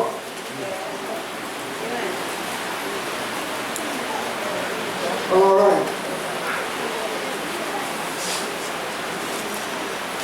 So let's read now. 1 John chapter 4, 16 and 17. And we have known and believed the love that God hath in us. That's the Greek text. The love that God hath where? In us. God is love. And he that dwelleth in love dwelleth in God. And God where? In him. So the person already have love in them. By that, it already shows you it is not sins in you that God have to deal with. Because you can't have love where? In you, with sins where? In you. Amen? So we read on. It continues. Hearing is our love made perfect, that we may have what? Boldness in the day of judgment. Because as he is, so are we where? In this world. So you're just like Christ. But look, you still have to face judgment. But you know one thing for sure. It is not for sins where? In you. Because you're supposed to have love where? In you. So what kind of sins? Let's read 1 Peter 4:8. We read, and above all things have fervent what? The word charity is the same word love. So don't say charity, just say love. It goes on. Above all things have fervent love among yourselves. Why?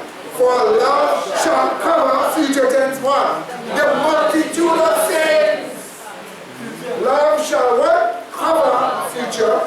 The multitude of sins. So it is the past sins of the saints that are hidden. Covered in the judgment. So when God judges you, watch. If he sees love in you, all those past that you have ever done will be what? Covered. Hidden. That's why James said that is what you must convert a person back for.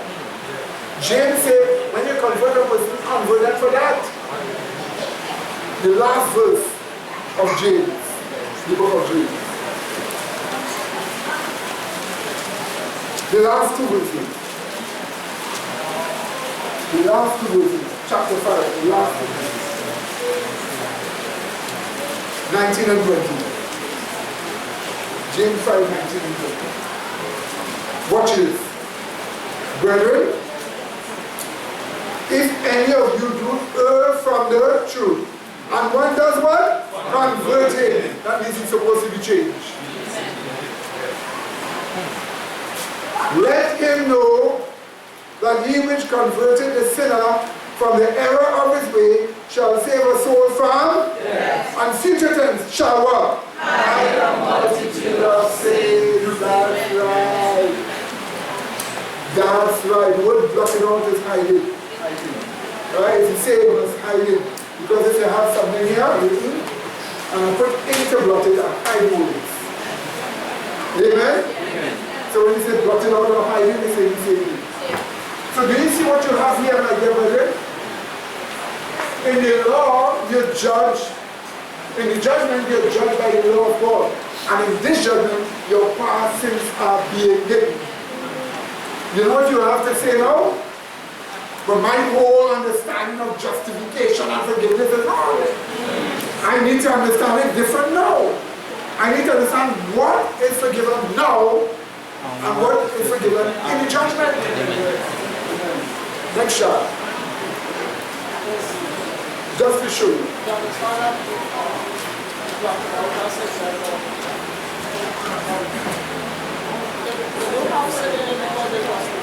Yeah. It's impossible.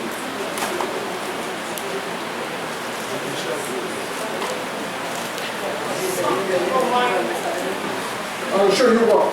That's what we're talking about now. I'm just going to stay here and stop here. We're going to have to continue the rest. Next time. Watch this here now, watch. You have category of sins. We have categories of sins. Sins have different categories. And that, you learn that for the first time only after 1844. There is something called what? Present sinning. With idol values also. When you're sinning in thoughts, emotions, words, and deeds, idol values are in your heart. So you have something called what? Present sinning.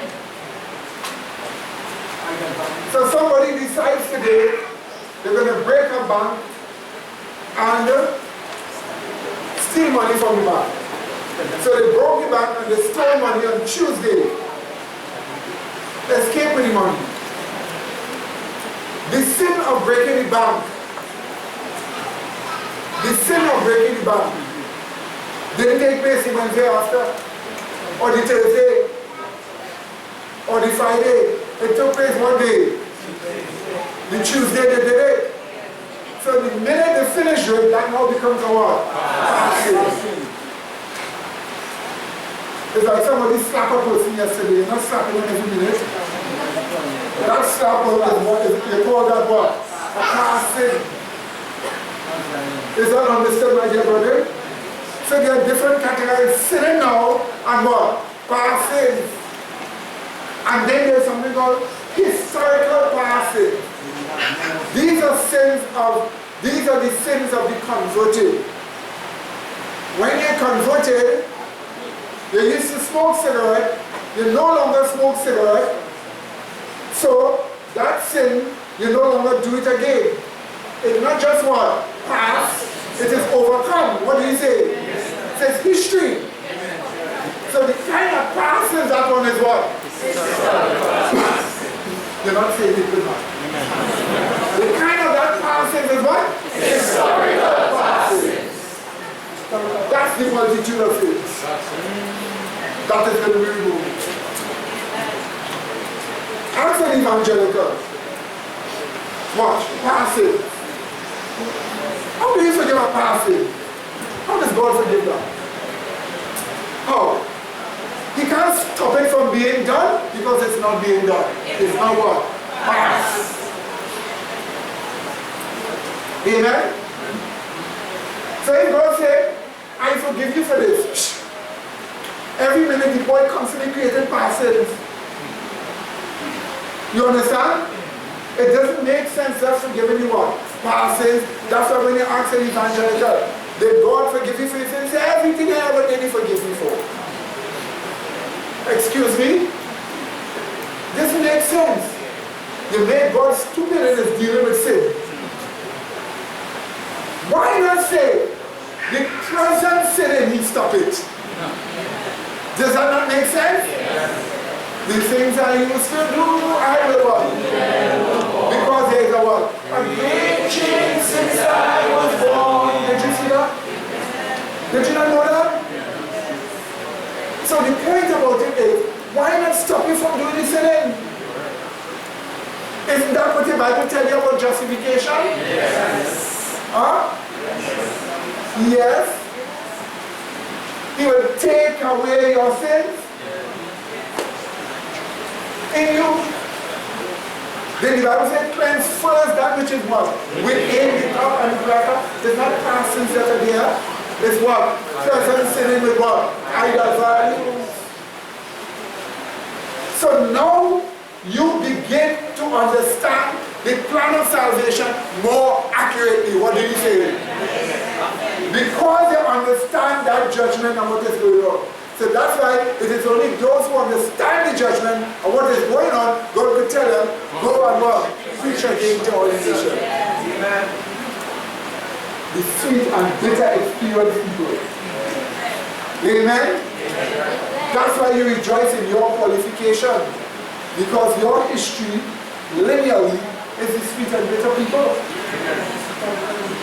That's where you came from. That's why linearly, you're the one that have been told to go and preach again. Amen. So you see, you and I know what we preach and watch. I've never seen any of you here, should see any of you. You would never see me preaching and saying, repent, repent, like a wild preacher. God will forgive you for all your sins, repent all the time. And God will sprinkle you. You will never see me behaving like that, you ratchet, mad, crazy people. That is not what you need. You need to understand what do you say. Because if your mind needs to be spoken to, what do you say? You will never see me behaving so like you did before. mind what they need. And when they explain to the mind what happens, you do wrong because you have idol what? Values. And idols are always the values you hold above God in your mind. And when you show them once that is in your mind, they can't help but do wrong. So if you repent and be converted, you know before you are converted, you need prevenient grace to draw you to God. That you will say no. And only when you say no, then and only then, God can justify you or remove you what? Present sinning. Amen? So all you have remained is what? You haven't been forgiven for them yet. So when do they go? In the judgment. That is it. Do you understand? Now you are seeing what happened. Sister. This moment that I had in market this week, after I seen you and I Monday, I started to walk with charts, and first before I did the chart, I usually study, and when I was going through the picture was born, especially when I don't know, but I started to believe that with sin, carnal mind is enmity with God, because I met a lady in track, given a track, I said we must be justified away from sin. And next guy, I'm going to be justified away from sin every day. So I told him, justified is a house, something to change within. And you must be given in mind, because when Lucifer, I started with Lucifer, how Lucifer fall, we taught in the mind to be God with God. And then I show him how the carnal mind, when you say the mind become brave, and I show him the carnal mind, total enmity with God. So you must have a spiritual mind, which is the word, which is the seed planted in your mind. And I took about almost half an hour to explain to that man, and we started just to listen to that question about the conscience, how we sin in conscience, and I tell him, seed must be planted in your mind so that you cannot sin. And after that, he didn't say anything, he was pleased. And Amen. Amen. Amen.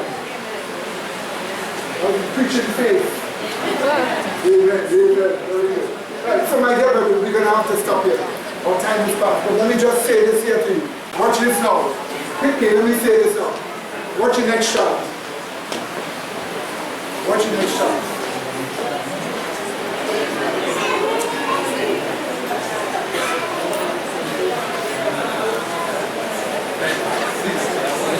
What do you see here?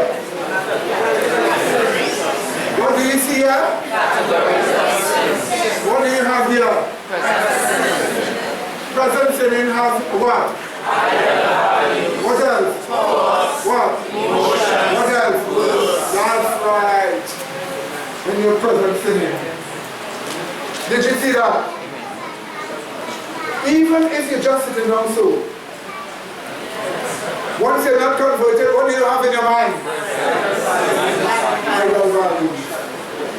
That's why you call idol values past, present sins. The idols from the past, but they are present with you always. And then past sins are what? Particular sins committed and then what? Stop. Anybody could do that. The common man in the world does that. And then historical past sins are what? Sins no longer committed because they have been overcome. Amen? So now you can ask yourself, which one is dealt with in the judgment? If the judgment must start at the what? House of God. To be the house of God, which one has to go?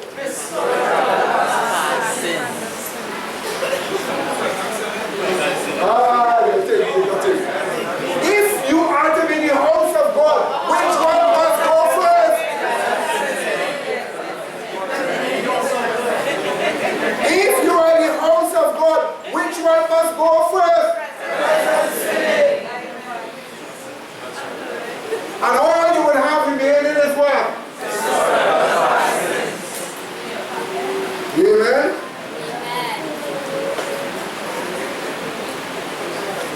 Amen, baby? So somebody give me a question to Psalms 1. Yes, brother. If that is the case, right? And you're not sinning, right? Which is, I don't know, uses the problem. Then it's supposed to take that away. You must pray and repent. Because in your mind, you might be repentant, you might be repentant and have a wrong idea of repentance. So there was a... You need the person who is under conviction to be in grace? Because they have to be under conviction to pray. They don't pray on their own, they pray because God says pray. Yes. So if that is the case, you are under prevenient grace. So that's how you can pray. You understand?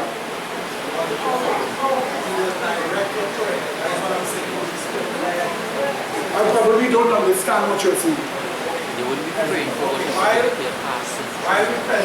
God is a gift of repentance. So therefore you have to pray a particular way. Oh, how do you pray with regard to your sin? Amen. When you say, Lord, forgive me of my sins, you are asking God to forgive you of what? Present sinning and all those things. That's what you are asking for. Or, you could say, Lord, forgive me of my sins being in all.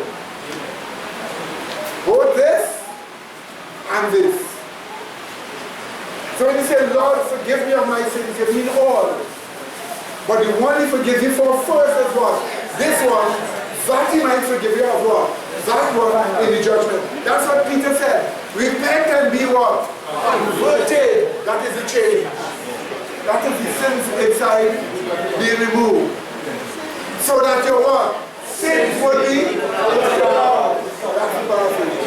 When the time of refreshing shall come. You got it now? Are you seeing it now?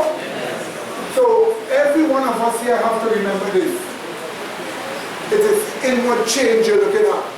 That's why when the sister come and say, justification is a subjective change. And justification in the Bible is forgiveness. Then she is saying that God forgives you for sins in you first. That's what you're automatically saying. So that the sins will be blotted out later in the judgment. Now this division is in the Bible. We will look at the division in our next study. And we will look at why only those whom, listen to me carefully, longest chronological time in history, time no longer, a sweet, bitter experience develops in a group of people. The gospel is rediscovered. The trumpet sounds. The judgment starts. And as this group rediscover the gospel, God tells them, he said, you go and preach in kindred, nation, tongues, and people again. And he said again, which means you are the continuation of the Reformation. He said, go and preach again. Why did he tell us to do that? Because now you get back the full gospel. It has been recovered, so now you understand what the apostles were saying. Or else to you, Peter, wrong. How could Peter say, repent and be converted, that your sins might be blotted out? The Greek text puts it more stronger. Repent and be converted in order that your sins will be blotted out. So some evangelical will tell me, in order that your sins will be blotted out. He said, guys, aorist tense. Aorist tense. I say aorist tense. He said, yes, aorist tense. Aorist tense is past tense. No. I said, don't even try that. Aorist tense is neutral. Neither past, present, or future. The context determines what it means. Hear what the Bible says. Repent and be converted in order that your sins might be blotted out when the refreshing one shall come. Aorist tense. And God what? Shall send Jesus. Aorist tense. So I say, so Jesus come already? He couldn't answer. So the aorist tense says, whenever it happens, what do he say? And prophecy tells us when. Longest time, chronology, the end of that, the judgment starts. What do he say? So, we're going to study this more. Now you see how simple this was. It was this simple simply because we take it step by step from the scripture. Which scripture you got? And you will get this in DVD format also. So that God will bless your hearts as you go through it to understand it. In closing, you've heard of what people call Joel's army, which is really Yahweh's army in the Bible. The army of Yahweh. You see how the Bible tells it is so powerful. They have supernatural powers. What makes your mind inundated with supernatural power? Having the real gospel. Having a real understanding of the gospel. What makes your mind logical? What makes your mind reasonable or rational? Having the real gospel. What fills your eyes with light? Having the real gospel. That the folly of the youth wouldn't fool you. The real gospel. Make you think properly. Make you reason properly. Make you see properly. You see beyond emotions.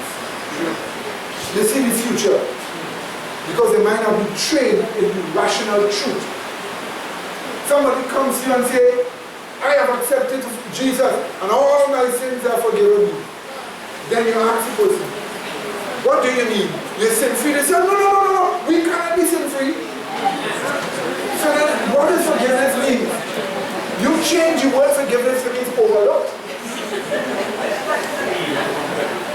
Didn't catch up on that one, pass your higher. Didn't catch up on.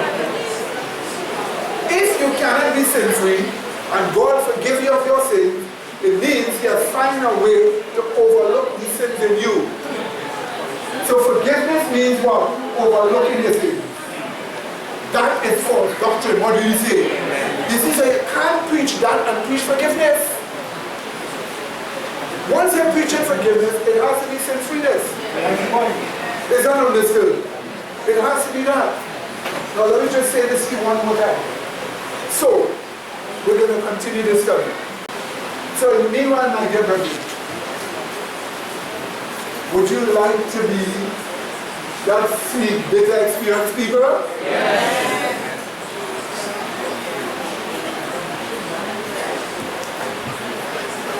You say, Brother Medina, how can I be? How can I be this sweet, bitter experience people? You just have to accept the doctrines that came from them. What do you say? When you accept the doctrine that came from them, that doctrine is the doctrine of Christ, of the Holy Spirit. It came from them. Once you receive it, you follow the line, you follow the tradition. That's what systematic theology is all about. That's what that book is all about. And now the truth has begun to spread in different parts of this world. Do you know why? We are going to make a reaping. You're listening to me, my dear brethren? We are going to make a reaping. We're going to take over that traditional Adventist organization with reaping people. What do you say? Amen. People will see regular Adventists as us. With the distinctive teaching, we are going to make a reaping. But you have to be genuine, converted, dedicated, and solid in the spirit for it. Amen? That's how you have to be. You have to mean it with your heart. It's about time to stop playing. It's about time to stop making jokes. It's about time to be seriously dedicated. That's what you're called for. It's about time to stop on the one hand saying you want Christ, and on the other hand still living the old way.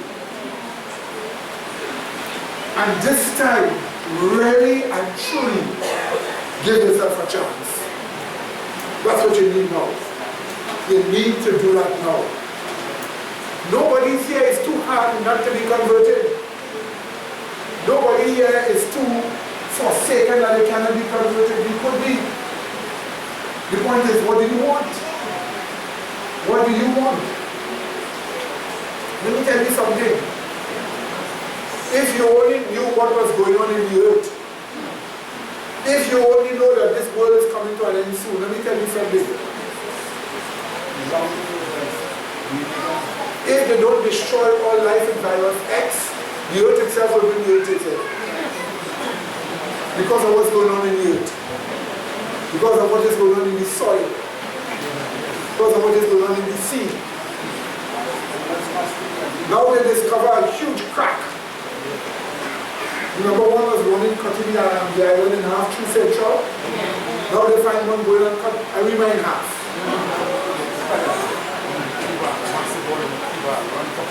Yeah, we have one from Cuba reaching right through Arima under the earth. Right through Arima. We have one from Venezuela cutting Central in half. You think this country is going to survive? Your only security is the truth. What do you say? That's why today when you hear, what does it say? So may God add His blessing to you that to make the right decision at such a time as this. Remember, anyone who needs help, anyone who really needs help, there are members in this church that can help you. They can talk to you and they can show you what should be done. They can help you to have a real chance. To help you to be recovered. This church has people like that in it. This church has agents in it like that to help you. If you're really honest and really want to get somewhere. You need to be dedicated to the truth. You need to follow the principles of this church. If just this church say no pants to a woman, guess what? No pants. If this church says the skirt is supposed to be so and so long, guess what? It's supposed to be so and so long. Because the church didn't invent it on its own. They got it from? If the church say no eating pork, guess what? It's where? It's in the Bible. Are you listening to me? Are you listening to me? There is a reason why those things are said. If this church tell you you can't go and heal my soul, there's a reason why. It's not the church controlling you. It's God controlling you. And God controlling how you dress. Is that understood? If God tells you, don't sing the birthday song, honey, I love you, then God means don't sing it. If he tells you, sing, God is love, then do what? Sing God is love. Learn the ways. To you, if that is restrictive, then you're not preparing for the eternal kingdom of God. Because in the eternal kingdom of God, everybody's clothes will be way down to the feet, the ankle. Everybody. Everybody. Male and female.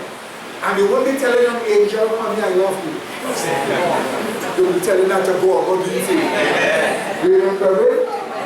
And for sure, nobody will be eating any animal whatsoever. We'll all be vegan. What do you say? If God says it now, learn it now. If you think God is robbing you of the taste of meat, always remember, the taste of meat is not what you're getting when you eat the meat. You're getting the taste of seasoning. So take the seasoning and put it somewhere else and leave the meat aside. Eat the seasoning with something more. But if you were to take the meat on its own, your body will vomit it out. So when you learn these things, learn it from those who speak the truth. Amen, brethren? Amen, brethren? Remember, baptismal candidates. You cannot be drinking coffee, which is a drug the Amerindians used to use, and walking in the truth. Coffee is a drug. It may not make you walk and fall down, but it is already affecting the reasoning processes, which you can see for yourself if you take. So that's the reason why you have to learn why you're not supposed to take those things. So remember these things, my dear, and remember, you want all these present sin to become only one. That's right. Let us start. Let us pray. There's a light in this place, you can see it. Holy angels are up and down in this place. They're right here with us. There's a light in this place. I can see it from here. The place has cool light from above because the truth is here. Let the truth be with you. Amen, David? Amen. Give yourself that chance. Look at how beautiful this place looks. With this light in this place. Let us pray. Gracious, loving Father, we thank you for all that you have shown us thus far. We thank you for the wisdom you place in our hearts about the sweet, bitter experienced people and the things associated with that. We thank you that you called us at the end of the longest chronological time period and given us, by rediscovering the full gospel, to go and preach again. Please help us to fulfill this. Please help us to do this, that your name may be glorified, that you may destroy the works of the devil, that you may testify that thou art the lover of me, and that you might be saved forevermore. These mercies we ask of you, and thank you for hearing us and blessing us through Christ our Savior. Amen.